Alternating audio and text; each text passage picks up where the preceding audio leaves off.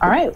Welcome to the QCC's presentation of cultural equity and the state of queer performance arts in the U.S. panelist queer discussion.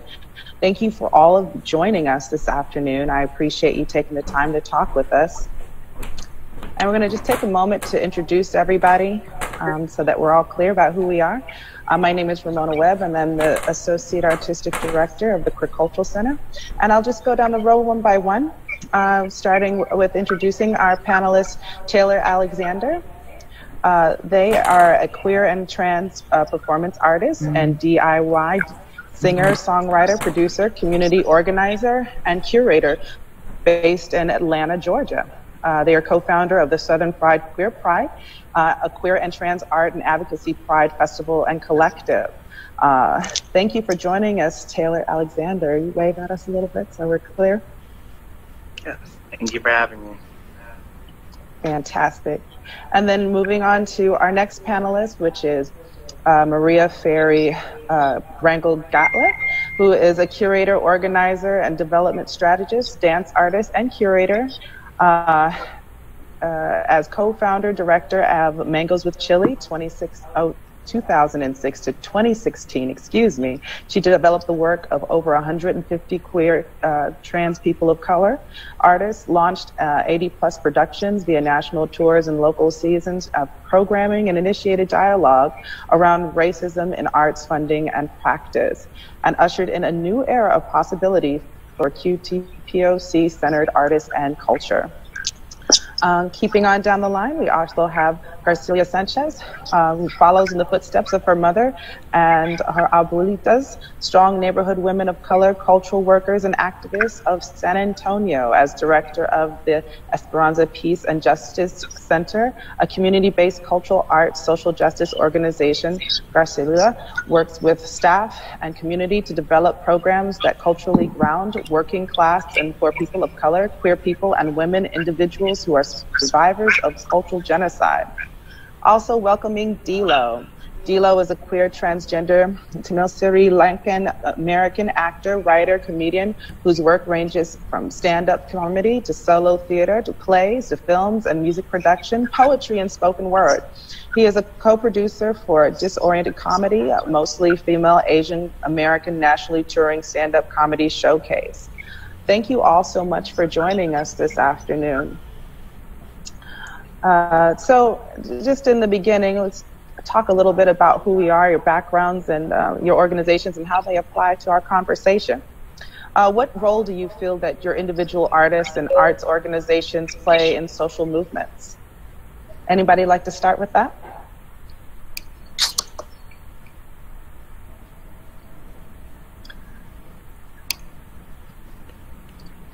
D-Lo, would you like to start with that? Sure. I'm here representing a couple of organizations that I'm not currently funded by, but I produce with them. I'm mostly self-employed artist. With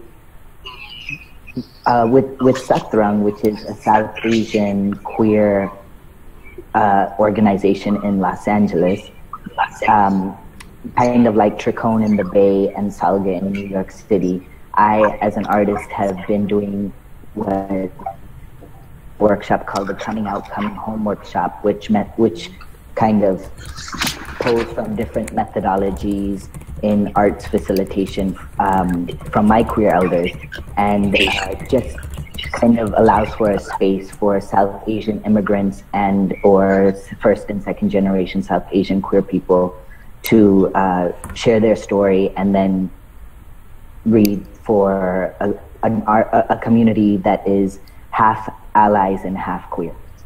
Fantastic. We try and make the participants invite people who they normally would be afraid to call into the space, but who know there's like love lurking there somewhere. The other organization I work with is Disoriented Comedy, which is a mostly all-female Asian American stand-up comedy group, and we've been doing touring shows. The co-founders Jenny Yang and Atsuko Akatsuka started it, I think, 4 years ago, and now it's kind of grown, but we provide a space for comics who are not seen in mainstream media quite often. All right, fantastic. And let me ask you, what brought you to that kind of work? What makes this work important to you in the queer art world? Sure. With Satrang, well, mostly it was just that there was a needs assessment survey done in Southern California that guesstimated that there were 300,000 South Asians in Southern California. And if the 10% rule applies, we all know that queer people make up more than 10%. But if it does apply, then we have 30,000 queer South Asians who don't have access to the right sort of mental health care, and also, like, if we have our gender diverse population might not have access to and know who to seek out for, just for advocacy. So in our community, we had heard of the suicides of a couple of gay South Asian brothers, and collectively we wanted to, address it. And so the workshop came about from that as a space to talk about, because a lot of the immigrants that were part of Satrang came for social events, but were not out in their workplace or with their family, and there was just a lot of shame. With Disoriented, I guess that's more of a personal involvement, in that as a queer and trans person, I don't see a whole lot of queer and trans stand-up comics of color, and this was a platform that I used to sort of share and share with other social justice-driven comics about all the issues collectively that we felt were important in our community. Thank you for sharing that, and thank you for giving us that background information.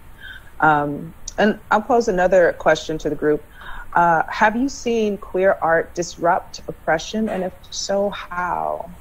Does anybody want to take that first? Cherry? Sure. Well, I think, first of all, if you're a queer trans person of color, to survive in this world is to constantly fight in a world that's not designed for your survival. And I think that, one of the main reasons that we have survived is because of our art, right? So our songs and our stories and our dances and all of the things that our ancestors passed to us. And so in that way, I think that disruption is very linked to QDPOC art in particular. And I like to think kind of around the maps that, we want to leave our future ancestors as well, or our future descendants. And when thinking of the organizations that you're associated with and the number of movements that you've been a part of, started, and collectives that you've performed within, how do you see the work that you've done in the world, or that you've associated yourself with or piloted as a part of this disruption? I'll start with Mangoes with Chili and then move on to the National Performance Network, since that's where I'm at now. So I think that Mangoes with Chili was pretty groundbreaking in terms of, doing things on our own terms, in terms of using the power of QDPOC community to really get the work off the ground. And I think also like keeping money in our community as often as we could by performing at spaces that were, really key and central to the communities that we visited when we toured. And I think that the work that we also presented on our stage was, really transformative and kind of, life reflecting for the audience members that experienced it. And so I think, in those ways, we were definitely, part of the movement of disruption. I think just generally, against all the bias that exists in the world. And then specifically, I think in the kind of traditional art sector as well. And yeah, we talk really often about, the ways that we couldn't get funded and all the bias that, we experienced in trying to sustain our organization. And I think that those conversations were really important just in terms of talking about the shameful lack of investment from the arts funding infrastructure, in queer and trans, arts organizations of color. And then over at NPN BAN, so the National Performance Network and Visual Artists Network, just to give you a little context, works to support the skills and capacities of individual artists and arts presenters. And so our national programs really support the creation, development, and touring of artistic work across the country. And most of the artists that we work with are artists who are on the margins of the arts and culture sector. So about half of them are queer and 66% of them are artists of color. And of the organizations we support, the majority of them have small budgets too. So like over half, I think it's close to like 60% have budgets under $500,000, and quite a few have budgets under $200,000. And so, yeah, I think by insisting on supporting work that wouldn't be supported through other mechanisms, NPN BAN has been a key disruptor, and has really moved to support artists whose work wouldn't be supported otherwise.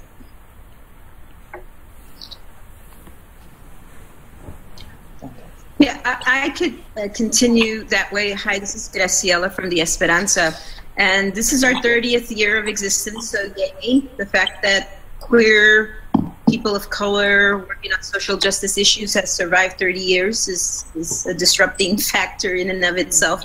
And we formed during the late 80s in reaction or in response to Ronald Reagan and his policies that, again, lead us to where we are 30 years later. I mean, he and his policies, when he was in power, we knew that the policies that were taking place at that time would have more of an effect on us 20, 30 years later, and we are living that reality.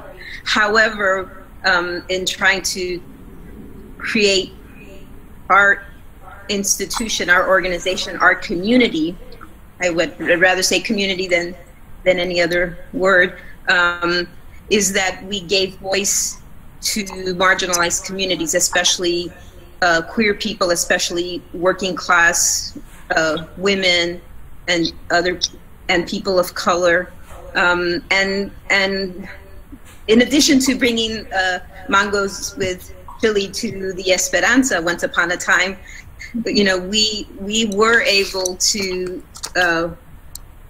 do first stuff, like the first AIDS art exhibit in the state of Texas, the first lesbian, gay, bisexual, transgendered exhibit in the state of Texas, bringing in, and I want to name some of these people: Sharon Bridgeforth, Margaret Randall, Marlon Riggs and Tongues Untied, Gloria Saldúa, Barbara Smith, Cherie Moraga, Suzanne Farr, Lourdes Perez, Irene Ferreira, Marga Gomez,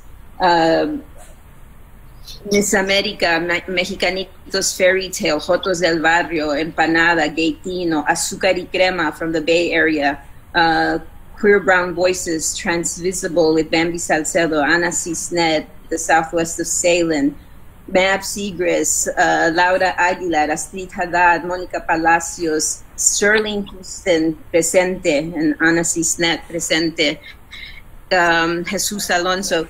These and so many other folk have come through our spaces, and the first step was in having our queer people see each other positively reflected, and that's disruption, because if we feel good about ourselves, we're responding and giving power because we are survivors of cultural genocide. The mere fact of being able to be to affirm ourselves, the fact that when that first AIDS exhibit and the first art exhibit 30 years ago brought 500 and 600 people to an opening. Wow, with a 1-inch paragraph, in the newspaper, people found us because they were desperate. And that 30 years later, we see the changes, that young people are still struggling, but it's not the same as 30 years ago. And I don't know what it was 60 years ago, but that has, our work as artists and as cultural institutions that have supported and affirmed and moved local artists to the national level has created that change that that we all have to be excited about, and it's all been at the cost of our bodies, our minds, our souls, our spirits. But I think that we have survived is really also. It's been the strength of all of us not working alone. Stop there. Oh, thank you for that. Let me ask you then this follow-up question. How does your arts organization serve your target audiences and community? I mean, you've talked a little bit about that. How do you want your community to support your organization also in turn, reciprocally? Well, I mean, we are the community. The community is us. We talk about our work in community is actos de corazón, actions from the heart. It is the cultural organizing where we bring people together so that they become to be in solidarity with one another, and that means going deeper, so that the performance is step one, but the deeper work might be, participating, afterwards in the conversation, but even beyond that, it's, the domestic workers are organizing around something and they're having an event and we need people to clean up the space, and then that exchange, we're meeting each other and we're, I'll give an example. So, we were marching for the MLK march, and my mom got to that age, where she could no longer march as a 90-year-old woman. And she said, you know what, I'm going to open up my home because I can't march, but I need to do something. So she made food for us. And so we all, 20 or 30 people came to her home, and mainly we were all queer, and we had, Antonia Padilla, a trans woman photographer. And I think for my parents, I think gender, like how they couldn't figure it out, but they didn't care, right? They knew she was a friend, and that's all that mattered to them. And it was just about breaking bread. And in that moment, they start exchanging and they get to know one another, and Antonia gets to know my parents, and my parents get to know her, and other queer folk, and we're just family, and they get beyond, just whatever the world out there tells them about queer people. And then Antonia feels more comfortable and is not shy to, continue to come into that home or come into the Esperanza. That's the deeper work that we all have to do. And many times it's like, what is it that the artists need from, arts organizations, or what arts organizations need from artists? I think, we have to constantly be going in both directions, because I think sometimes one group is expecting the other entity to do something. Waiting for someone else. Yeah. I've got lots of examples, but I know other people want to talk. No, thank you so much. I appreciate you sharing, and thank you for sharing such a personal story. Would anyone else like to address this one? Or actually, I can take it along a step further. How has gentrification affected your art, your artistic process, and arts organizations, your own or the ones that you see around you? Anyone like to speak to that first? Maybe Taylor? Yeah. Well, Atlanta is really going through a very major period of gentrification and development. And not only does Atlanta not have a queer and trans arts specific district or center, we just don't have an arts specific space or a district point blank. And so for the past few years, there's been a development of several independent organizations coming together and creating spaces, and a lot of them do have queer and trans people on staff that organize them. But even now, the area of town where they inhabit, where a lot of my organization, Southern Fried Queer Pride, our events happen, are getting bought out to be built into condos and apartments and things like that. And so that automatically threatens a lot of our programming and a lot of our events. So gentrification really just, I feel like the most marginalized people within the community, the queer and trans people of color, specifically Black trans people, we're constantly trying to find places to call home and have events and create art and form community. But of course, the very like capitalist nature of gentrification doesn't allow that to happen at all. So for my organizations that I'm a part of, it's definitely in our next 2-3 year plan to form our own spaces and make sure that we have, you know, solid concrete areas where we're able to foster community and not feel like we're constantly about to be pushed out of the city. And can you tell me a little bit more about your organizations and how that push out is affecting the collaborators that you work with, the organizations you work with, and how you work in general in the community around you? So the main organization I'm a part of is Southern Fried Queer Pride. We're a queer and trans arts and advocacy collective and festival. We have an annual festival. We have monthly, if not more frequent, events. But a lot of the times when we originally started, we started as kind of a response to Pride in general. It being a very capitalist, a very kind of like conformist representation of what Pride used to be. It didn't involve the arts. It didn't involve, you know, majority people of color. It didn't, you know, involve poor people. It was always in very far away, distant places in the city that, you know, queer and trans people of a certain income bracket couldn't have access to. So when we originally started, it was just intended to be a festival, but then it grew into a collective. And now we're bent on meeting at the intersection of arts and advocacy, because we feel as if, you know, a lot of people feel as if legislation, activism, and advocacy is this very like intangible area to join. And we really believe that, you know, art throughout queer history has really been a way to become an advocate and become an activist and spread the word about things that need to be heard. But when it comes to gentrification and the different like groups that we like, the spaces that we have events at, you know, in the beginning, a lot of the spaces didn't have queer and trans people on staff, and so we would say, love to have our events here, but there are no queer and trans people here. There are no specifically queer and trans people of color working on staff, and you know, within months of us, you know, working with them, they had queer and trans people of color on staff. Now we do, yeah, right.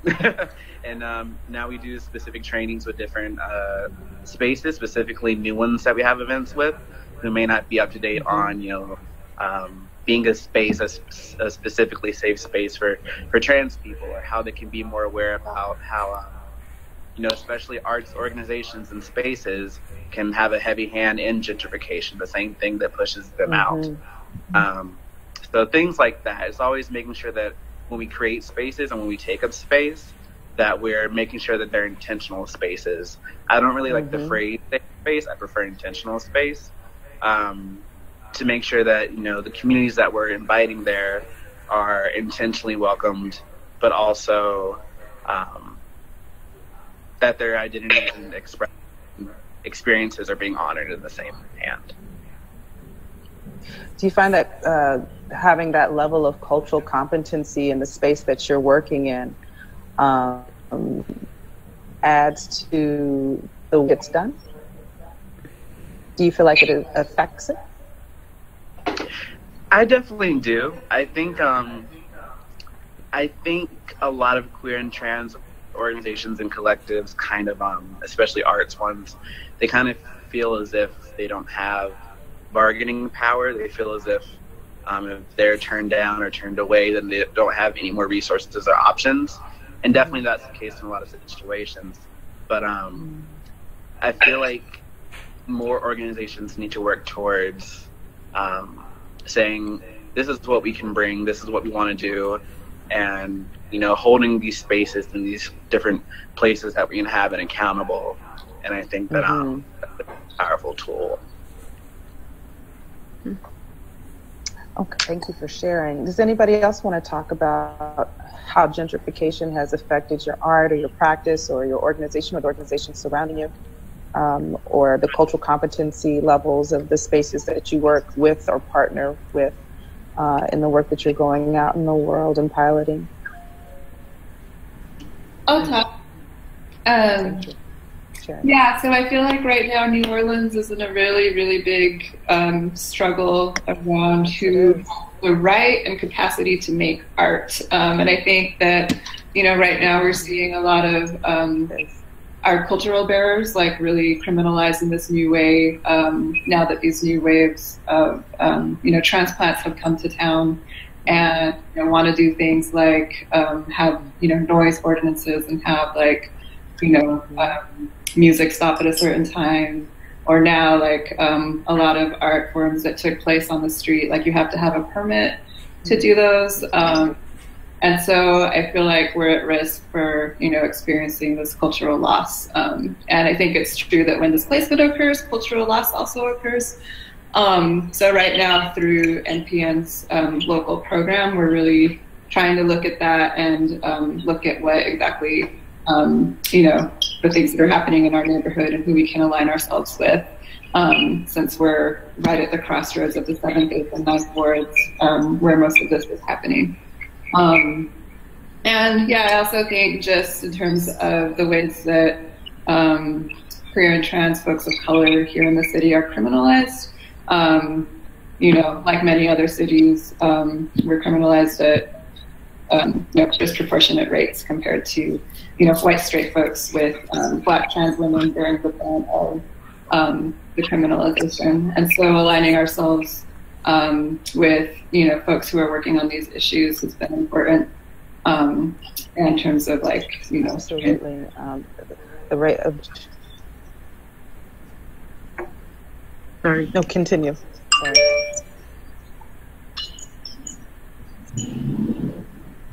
You can continue, Cherry. I'm sorry, I didn't mean to cut you off. Oh no, that's it. Somebody else can go. Okay, fantastic. But I mean, when you look at cultural erasure that takes place through gentrification, you know, how does that affect the artistic process? Is anybody else having any level of experience that's been affected, that it's affected your artistic process or your organization? I wanted to say, again, that I think as queer people of color, we have all these, you know, identities that make us up, right? I mean, so I grew up working class in a community that's, you know, 99% Chicano, Mexicano, immigrant, but also 7th generation. But it's working class, and it's poor. The poorest census block is in the area that we're doing oral histories right now.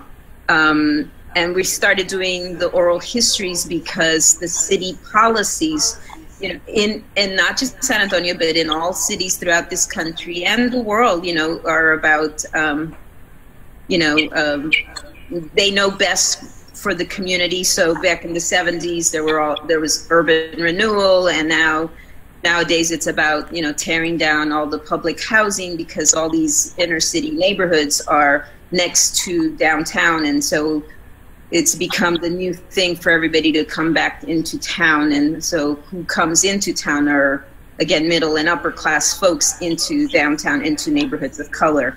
And so, you know, we have to recognize that, you know, as we're doing the cultural work, that we're also paying attention to the market forces, to the politics of our communities, not even in our respective communities, but what's going on. So we've been paying attention to gentrification as it's playing out in the Bay Area, as it's playing out in New York, because it's happening there, and people are already responding. So we're already getting like some of our answers. Like, so before gentrification takes place, where we're doing our old histories, because we know where the next place is, what are the policies that were enacted in the Bay Area and in New York, because people are writing them down. So how do we challenge, you know, our officials to do that, so we can continue to, you know, put together those oral histories and the photo banners that we're putting out in the neighborhood, because right across, you know, that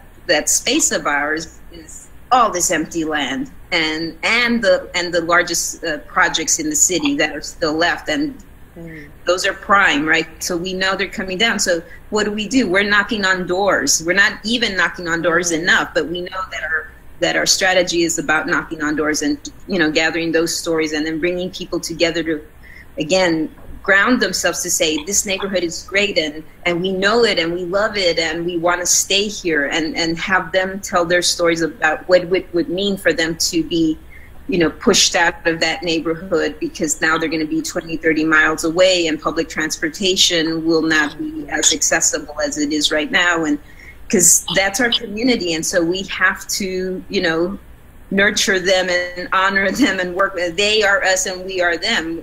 They're not something separate and apart. So, so it's about having them and us together, you know, gather the stories and the strength and then develop that those policies.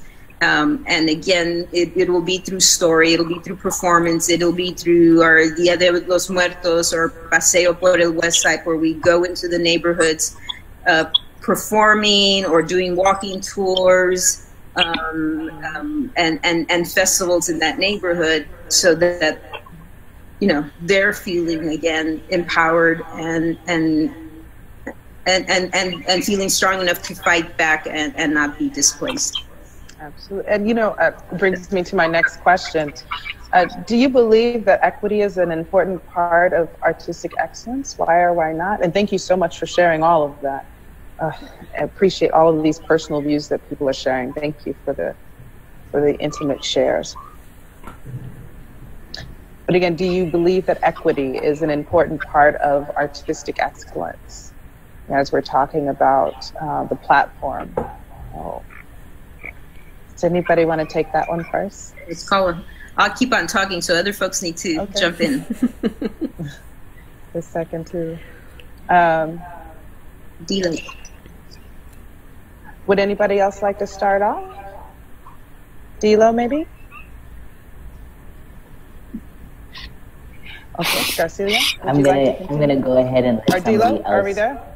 Yeah, I said I'm gonna go ahead and let somebody else say something, and then I'll chime in off of that. I'll start.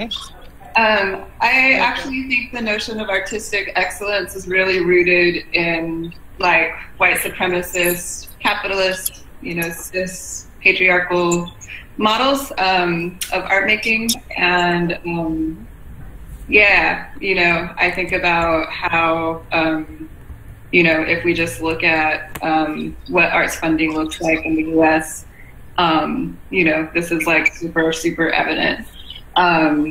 And yeah, I think even within the NPN band network, looking at the organizations that are culturally specific. So when I say that, I mean like, you know, Black theaters, Latinx theater, you know, indigenous arts presenters, looking at the gaps between how they're able to get funded and how, you know, some place like the Walker Center is able to get funded, for example.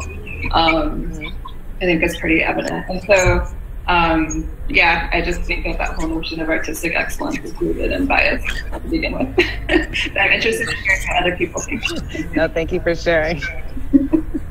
No, I mean, you all are clear examples of artistic excellence, and how equity does play a part, and how we accumulate our stories to the larger world. Thank you for the work that all of you do.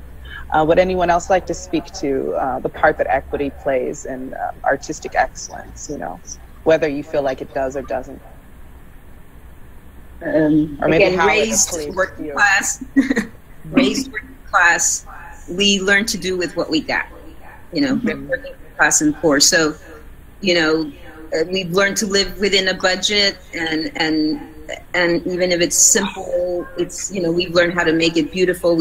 And as communities of color, queer people of color, we have to be perfect, you know, because they're always looking for us to fail. So we are, you know, the performances are great, the exhibits are great, the quality of our artistic voices is excellent. It's beyond, right?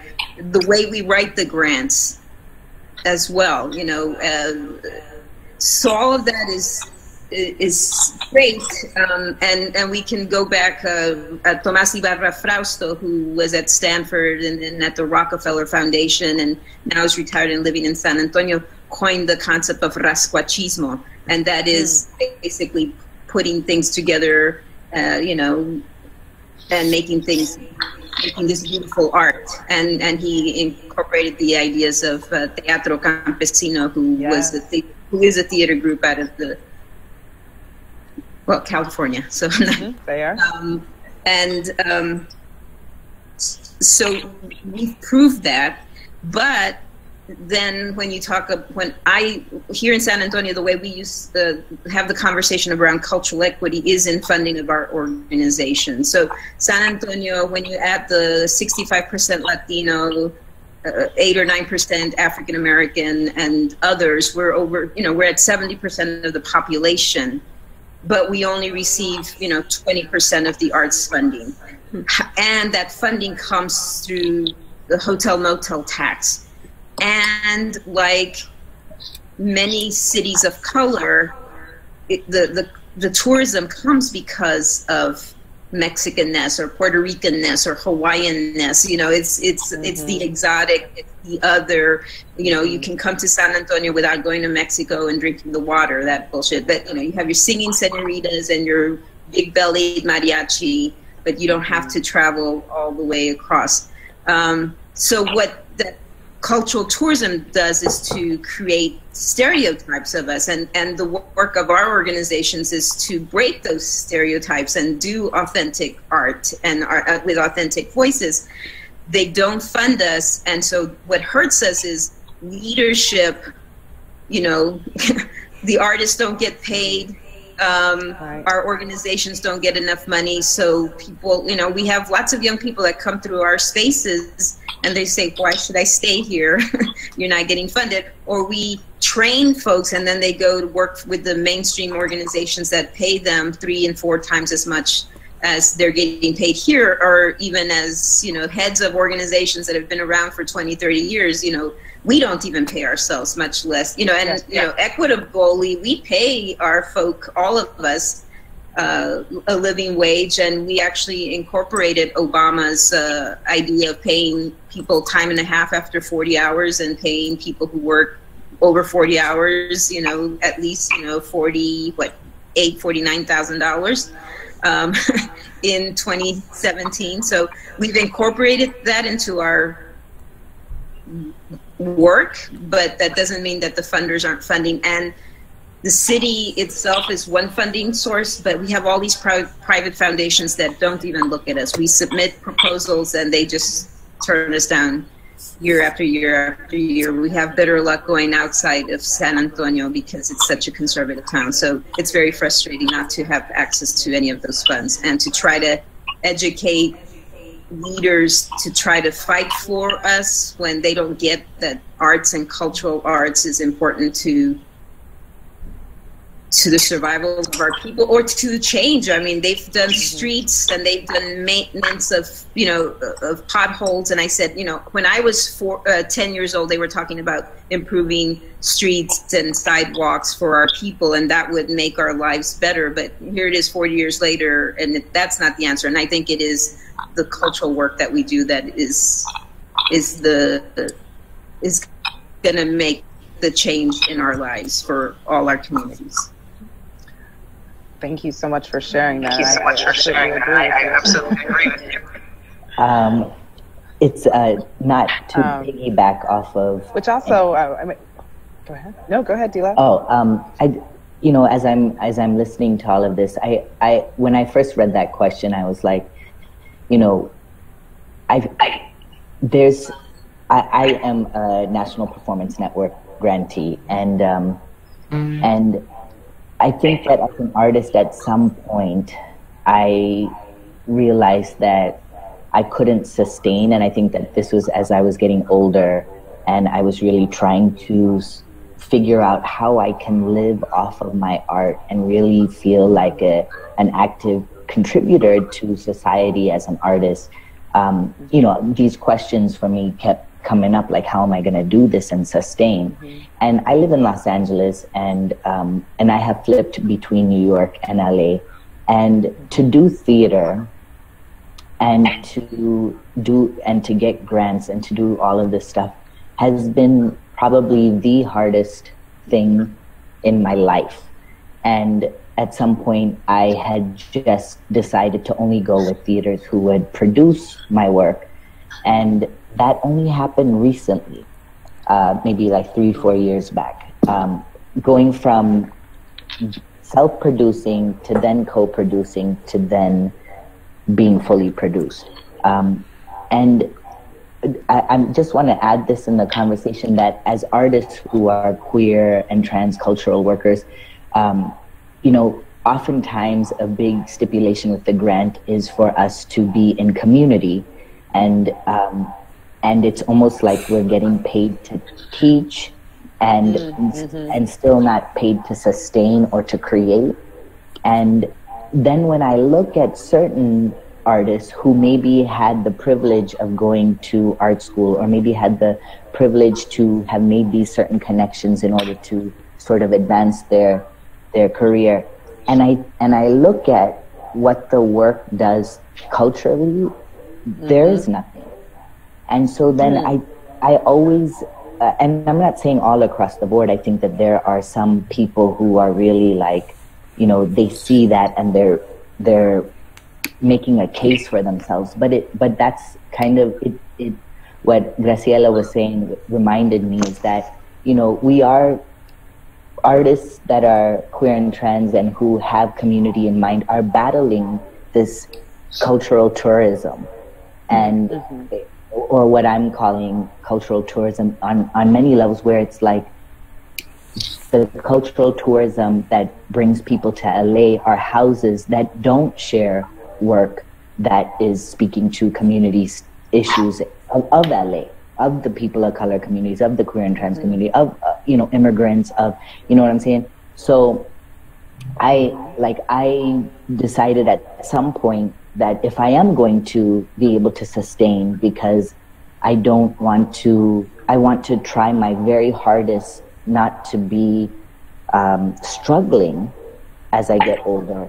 I have shifted into getting more work that is in Hollywood, and it's not where my heart thrives or where my soul lives, but it is definitely what I'm seeing is an easier way to make money in order to sustain what I have. So it's almost like I am, instead of me writing the grants and praying for money, I'm sort of the grant maker of my own work.